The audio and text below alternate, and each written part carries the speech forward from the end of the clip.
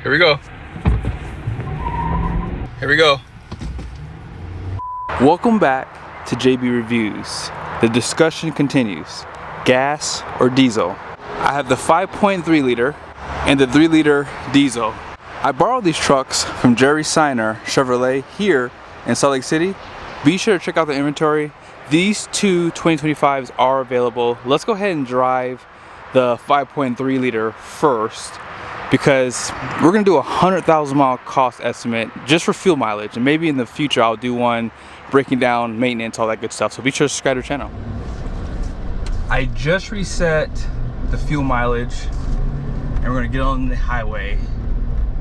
So I've done a few of these videos in the past comparing the 5.3 and the 2.7 and the 6.2s and so on and so forth with the 3 liter.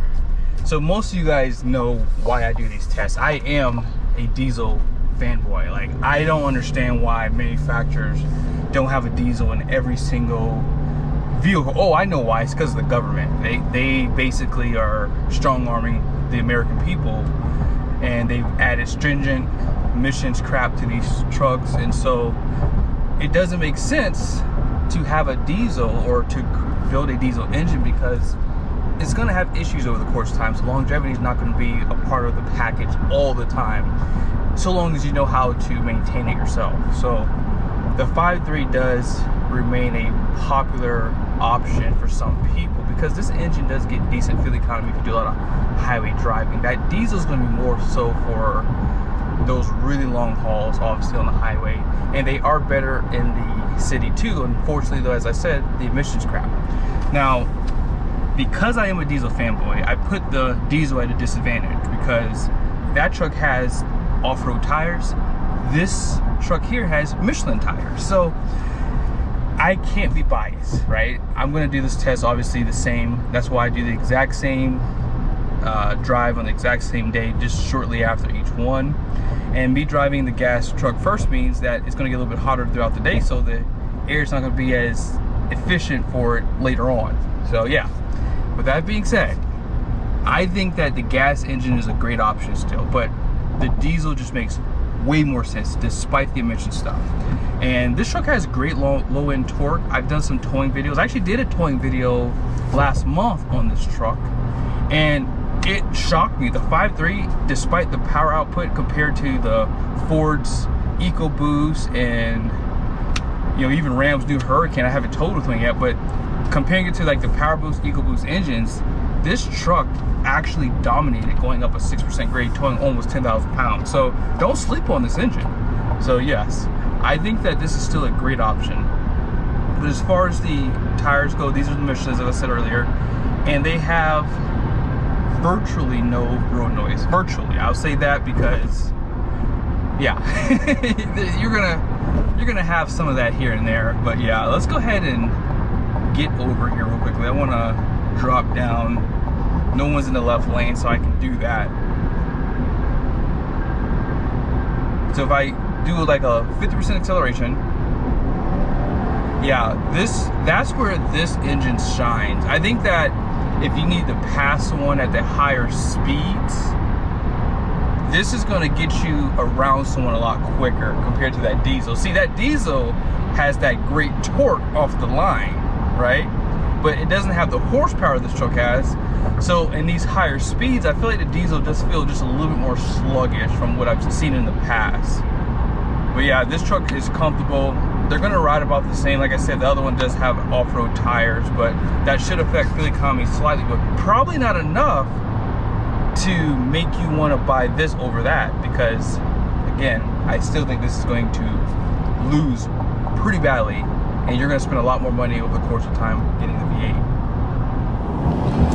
Both of these trucks do have a 10-speed transmission, and it was actually produced alongside a Ford with their half-ton pickup. So about what, 55 miles an hour. Wow, that's pretty good. This has a 323 rear end, right? And we're like at like 1400 RPM. So let's go ahead and get up to 65. Truck is definitely downshifting. It needs to. Seems like, okay, so about 65 right there. Looks like we're 1500 RPMs. So we'll have to check it on the diesel. The diesel has the same transmission, but it could be geared slightly different, or with the tires, the RPMs could be slightly different. I wish that it showed like an actual number so you guys can see that, but there's no way to show that on this screen. So here are all the numbers. You see the payload, gross fuel weight rating, and the curb weight at 5,217 pounds. We just got off at exit 11, and oh my goodness, man, I might have to put my foot in my mouth. This is just, why is it doing so good? Oh my gosh, 24.3? It has to be those Michelin tires. Like, I drove this truck really, really calmly, I guess. I hypermiled it. So we're at 24.2. Whoa. This is better than the power boost at this point. So we still have to do a 0 to 60. So that's gonna hurt the numbers here. And I'm gonna do the same thing for the diesel. So we'll go back the opposite direction, and then I'll go over a few more things with you guys.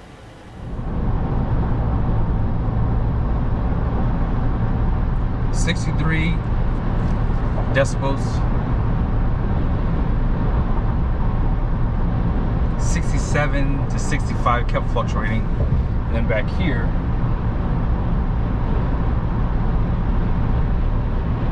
$63. I've seen like 61 back there on some trucks. I've actually dropped down speed a little bit, so about 65 right here now, because the car's going slow. But there's a little bit of road noise, but it's not bad. Like, I could drive in this truck for hours. I mean, these seats are, they're stiff. GM has stiff seats. I like stiff seats, but you still have lumbar support. It doesn't go up and down. It goes in and out quite a bit, actually. And then push back in. Yeah, it goes up quite a bit, actually. Yeah. And the headrests are not adjustable at all. They're just fixed. You go up and down. That's it. But yeah, this truck, great visibility out of it. Has a convex on the driver's side, not on the passenger side though. I wish they would do it on both. Ram's the only one that does that. Specific 5.3 liter does not look like it has the active fuel management because it doesn't show on the window sticker.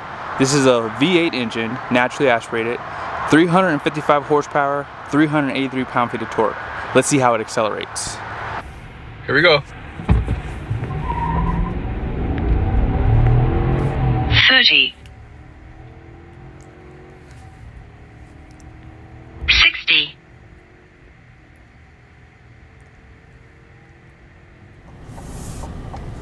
That was really, really good.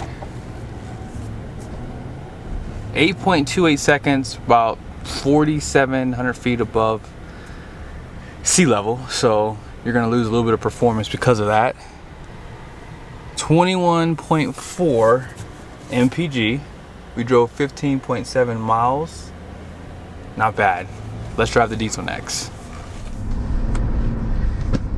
Feels so good driving a diesel because you just know you're gonna get great gas miles, not even trying, right?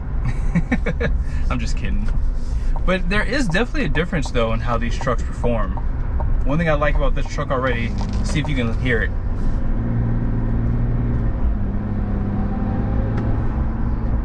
You can hear the turbo whistles, and you know, it's kind of cool. You know, having a diesel, especially a turbocharged engine, it's just nice because you just get nice sounds coming out of the engine compartment. But yeah, there's a lot of torque in this truck. You don't have to try. You can go down 20% on the throttle. You're gonna get that instant torque with that turbo spooling. There's not much delay. And as I said earlier, I mean, this should be the answer to saving the world, the environment, because you can go a lot further per gallon with this truck. And imagine if they didn't have all the emission stuff. Imagine if they actually tried to engineer this truck to be even more fuel efficient, right? Imagine they put a hybrid system on it, for example. But there's a reason why they don't want this engine to be popular, and I don't know the answer to it. I don't know why. I think it's just a mystery, right? But yeah, driving this truck, it doesn't feel heavier, but it is heavier. This truck actually has a center console, leather seats. The other truck did not. So that's another advantage, is you're lugging on a more weight, but it won't matter because this truck just, it kills on the highway. And having the all-terrain tires, I don't notice a difference actually. If anything, feels like a little bit better on the road, I would say. I mean, the tire pressure is about the same. I mean, these trucks just got to the dealership, so when they run through the shop, they air up the tires to the factory spec, all that good stuff. But yeah, this truck definitely does feel just a little bit more planted for some reason. It could just be that these tires are just a little bit more aggressive. I didn't check to see if they were a little bit wider. Maybe that's why they feel a little bit more planted on the road. Now, I didn't check the axle ratio on this truck, but it should be the same as that gas V8. And I'm gonna do the same thing I did last time. I'm gonna get over here. I'm just gonna give it about 50% throttle. Let's see, I'm gonna drop down to about 50. Here we go.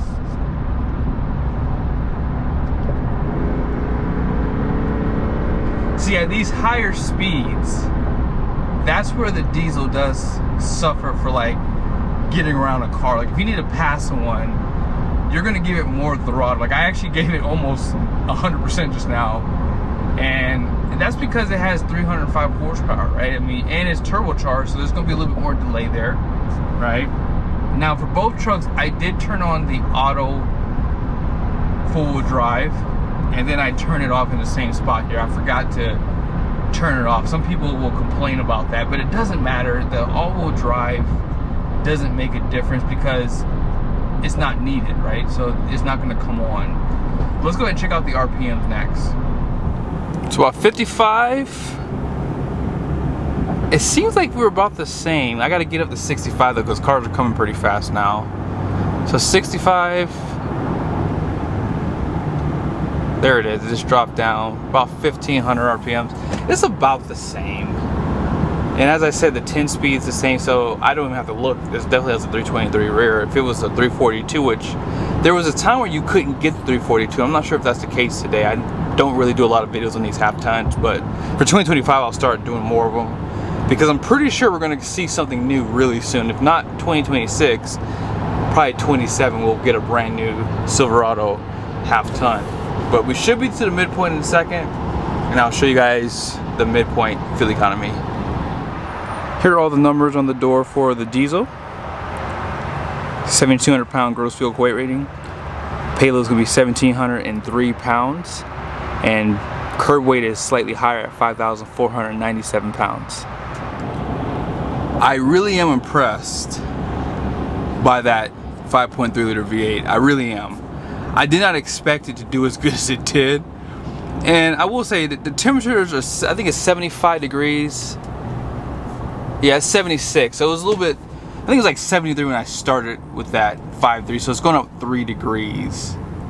But you guys ready for this? Here it is.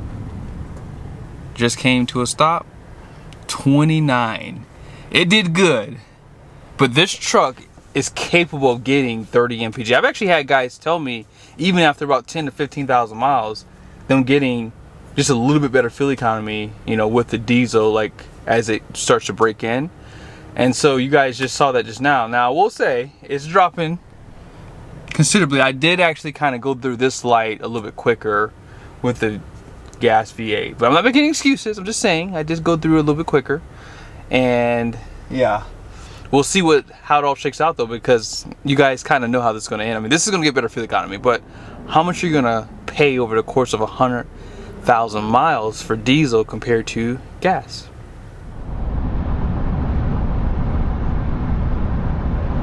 About the same. Same. 67. Same. 63. So even with the Goodyear Wrangler Territory ATs versus the Michelin tires and the other truck, they're the same. I mean, I think that personally I would just probably just get the more aggressive ones. They look better on this truck. I think they just look more manlier. So there you have it. Same sound levels there. This 3-liter inline 6 diesel is going to have 305 horsepower, so definitely lacking compared to that V8 next to me, but 495 pound-feet of torque, more than 100 pound-feet more compared to that one. Let's see how it accelerates. Here we go. 30. 60.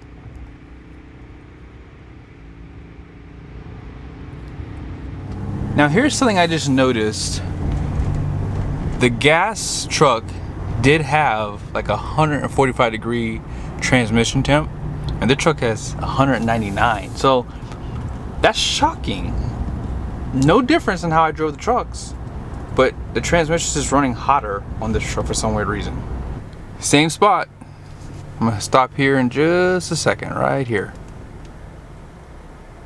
So 26.9, 15.4 miles driven. It won. I'm on a forum with someone who posted their numbers for miles per gallon.